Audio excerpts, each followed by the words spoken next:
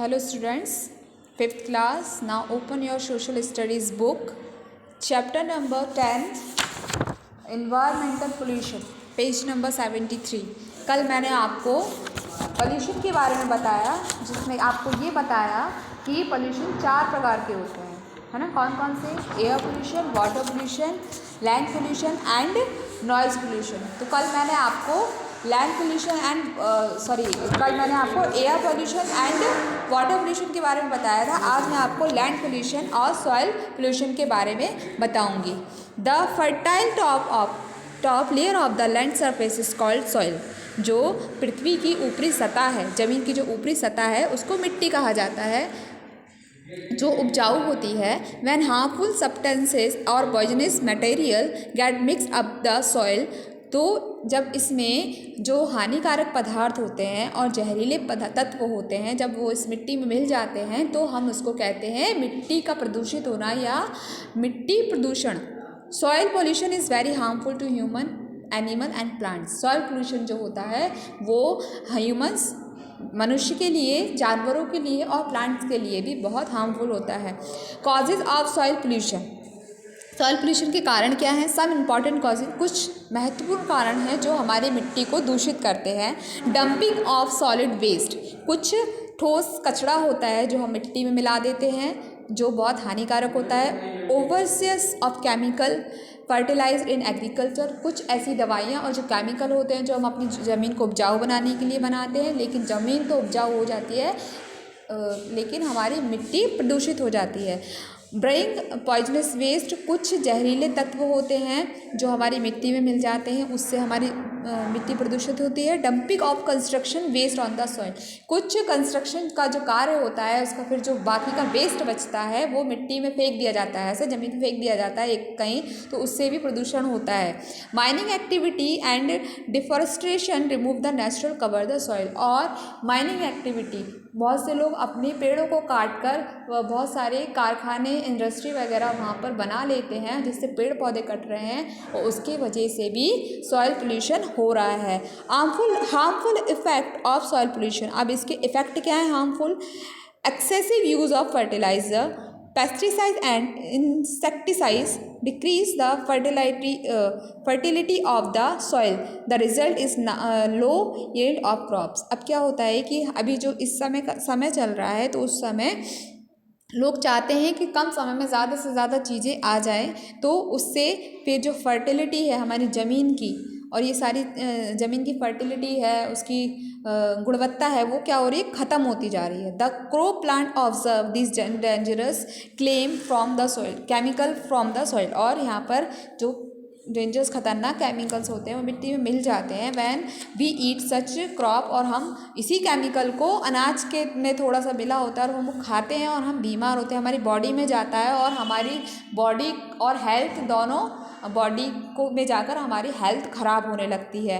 These chemicals also harm to organise present in the soil, और ये ही chemical मिट्टी में प्रेजेंट होता है। The construction waste, litter, garbage, और कंस्ट्रक्शन निर्माण का कार्य जो होता है, कचरा होता है, प्रदूषण होता है, वो भी पेड़ पौधों और मनुष्यों में, जानवरों इसको खा लेते हैं, तो उससे भी हमें बहुत बड़ा नुकसान होता है।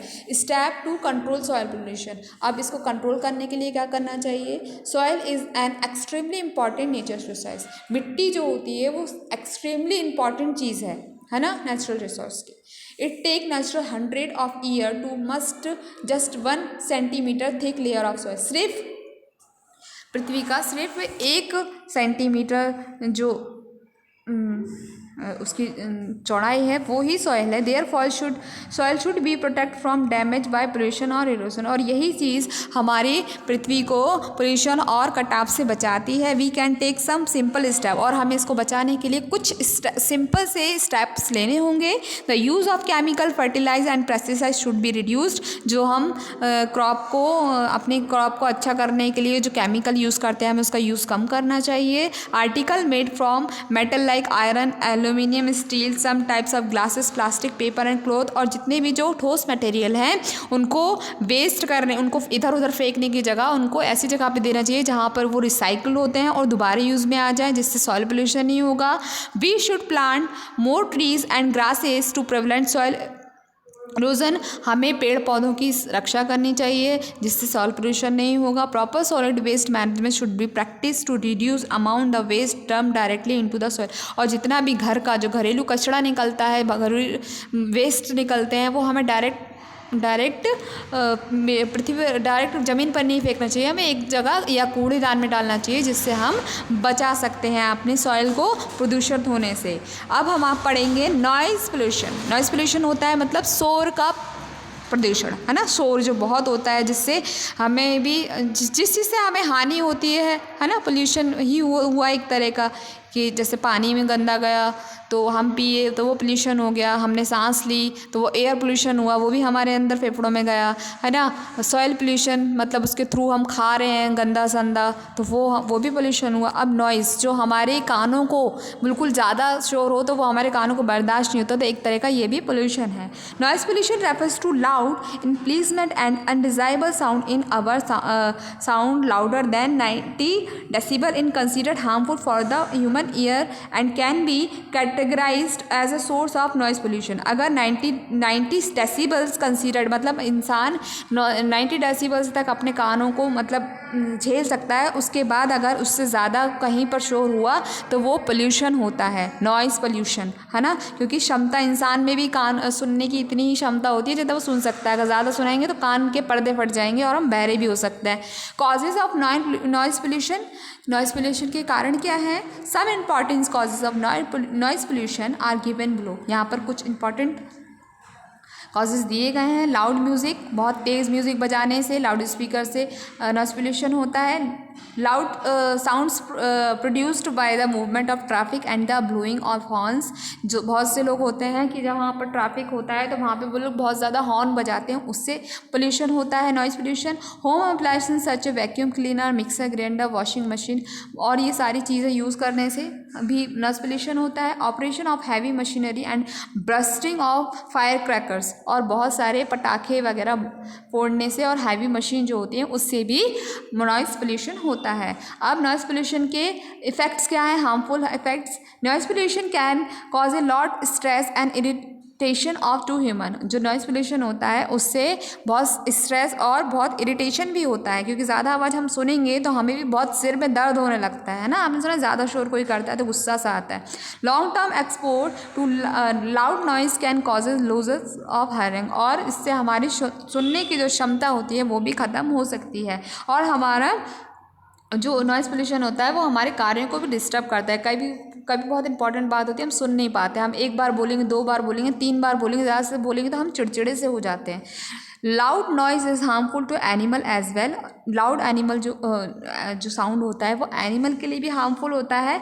It make them nervous and reduce their ability to see their prey to predators, मतलब और वो इतना उन लोगों को नर्वस बनाता है, कभी कभी शोर सुन के वो इधर से उधर भागते हैं और नुकसान भी पहुंचा देते हैं। Step to control noise pollution. अब नॉइज़ पोल्यूशन को कंट्रोल करने के क्या कारण हैं, किस तरीके से कर सकते हैं, कदम क्या उठा सकते हैं। Factories should be located far away from residential area. जो फैक्ट्रीज होती हैं उनको जो निवास स्थान होते हैं जो करीबी शहरी क्षेत्रों से एक साइड बनानी चाहिए। People should be made aware that blowing of horns necessarily cause noise pollution, they should do not. और कहीं पर जहाँ पर ट्रैफिक जाम है वहाँ पर अगर हमें ज़रूरत नहीं पड़ती है हॉर्न की तो वहाँ पे हॉर्न नहीं ब्लो करना चाहिए गाड़ी को। और ट्रैफिक जाम होता है तो वहाँ पे अपनी गाड़ी को बंद करके चुपचाप वहाँ पे एक वेट करना चाहिए, जिससे नॉइज़ पोल्यूशन भी नहीं होगा और एयर पोल्यूशन भी नहीं होगा।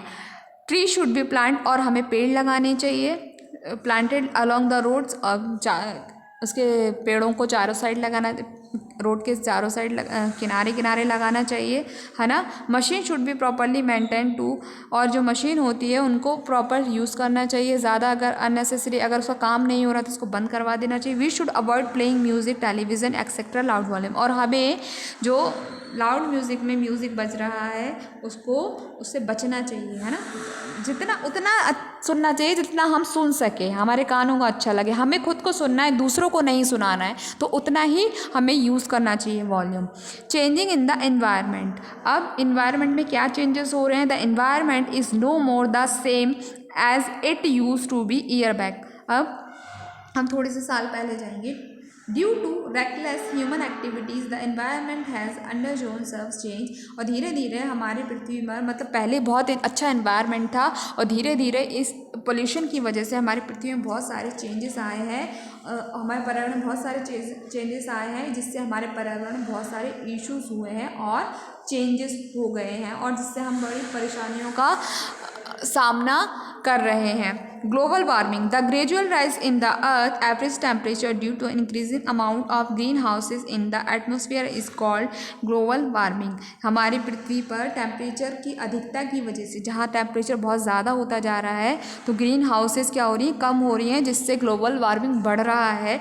During the day heat coming from the sun observe by the earth, जब दिन में सूरज की रोशनी पृथ्वी पर के द्वारा हीट की जाती है। At the night earth radiate the observe hurt back into space, और फिर रात में क्या होता है कि यही हीट होती है, एनर्जी होती है, वो रात में धरती से निकल के स्पेस में जाती है। However green gases like carbon die, और इनमें से जो ग्रीन हाउसेस गैसेस हैं जैसे carbon dioxide, methane, water vapour etcetera, ये जो रेडिएंट हीट होती है उसको ऑब्जर्व नहीं करती, अलाउ नहीं करती है। They trap to part of radiant heat causing earth to stay warm, और फिर वो पृथ्वी को क्या करती है, गर्म ही रखती है, जिससे वार्मिंग बढ़ रही है, गर्मी ज़्यादा हो रही है। This is called green house effect, और इसको ग्रीन हाउस इफेक्ट हम कहते हैं।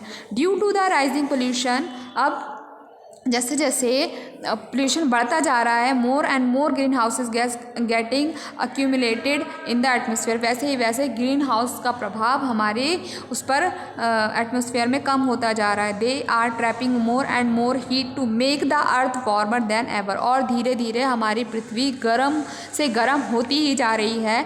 This is causing unprecedented change in climate and weather pattern throughout the year, और ये सारा चेंज हम पूरे साल में हर बार थोड़ा कुछ डिग्री बढ़ा हुआ ही देखते हैं। ग्लेशियर और ऑल्सो वेरी फास्ट, और ग्लेशियर भी बहुत तेज़ी से, ग्लोबल वार्मिंग की वजह से ही ग्लेशियर भी बहुत तेज़ी से बढ़ रहा है, और उसका पानी पिघलकर समुद्र में और नदियों में आ रहा है, और जो पानी हमारे लिए यूज़ होता है, फ्रेश वाटर जो हमें मिलता है, दे कैन हैव